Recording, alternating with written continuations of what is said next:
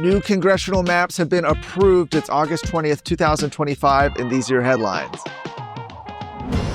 After weeks of gridlock, the Texas House has approved a new congressional redistricting plan that Republicans say will strengthen their hold in Congress, adding 5 GOP-leaning seats across the state.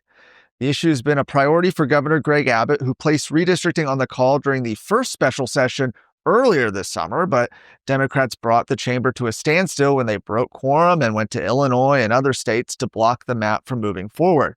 The walkout effectively killed the first special session, but Governor Abbott quickly called lawmakers back for another 30 days. With Democrats returning on Monday, Republicans wasted no time, and by Wednesday, the plan had cleared committee and hit the House floor, where it passed on a party line vote. State Representative Todd Hunter, who carried the legislation, defended the process by pointing out that Republicans had already held multiple public hearings in the first special session. He said the plan's goal is simple: improve Republican performance.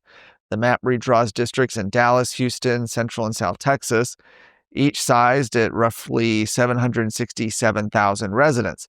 Democrats blasted the plan as discriminatory, while President Donald Trump praised it as a beautiful map, urging Republicans to move it quickly to the governor's desk.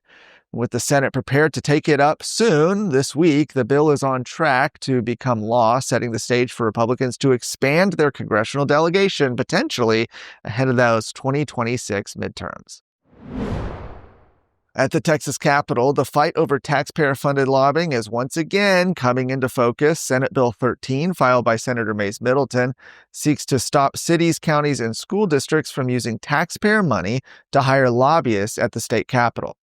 The measure cleared the Senate this week, but now faces its biggest hurdle, the Texas House. This isn't the first time this issue's come up. During the regular session earlier this year, the Senate passed a nearly identical proposal. That bill never made it out of the House State Affairs Committee after Chairman Ken King declined to even give it a hearing. SB 13 has now been referred to that same committee along with 12 companion bills in the House. None of them have been given low bill numbers, which usually signals a top priority from House leadership. The amount of money at stake is significant. Local governments in Texas are projected to spend more than $94 million on lobbying the state legislature. A report from the Texas Public Policy Foundation found that during the 2023 session, contract lobbying expenses alone totaled nearly $99 million, up more than 30% from the session before. And that figure doesn't include taxpayer-funded associations or government employees who spend their time lobbying lawmakers. Critics say the practice amounts to using public money to lobby against the very taxpayers who fund it. With the Senate already passing its bill, attention now turns to the House and whether its leaders will finally allow the measure to move forward. Are you worried about your kid's future? You should be. I'm Charles Blaine with Texas Tomorrow. This is a show where we're going to talk about the issues and the people that are pushing the policies that concern your family, your home, and your kids. Catch Texas Tomorrow every Thursday.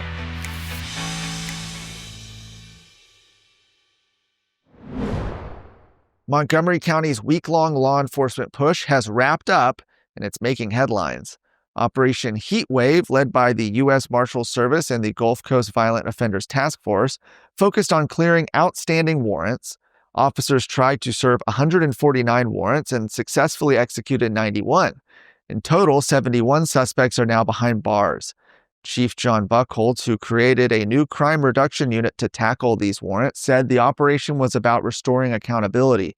Sheriff Wesley Doolittle added that when he took office earlier this year, there were more than 2,700 felony warrants in Montgomery County alone. Nearly 50 officers from Conroe Police and the Sheriff's Office joined the effort. They worked alongside more than a dozen agencies, even tracking down suspects as far away as Georgia. The arrest spans serious charges: aggravated assault with a deadly weapon, possession of child pornography, indecency with a child, controlled substances, parole violations, family violence. Sheriff Doolittle had a warning for those still on the run. He said, "Be worried, we are seeking you out." Officials say this is only the beginning and more coordinated operations are planned soon. For more of today's stories, go to TexasScorecard.com.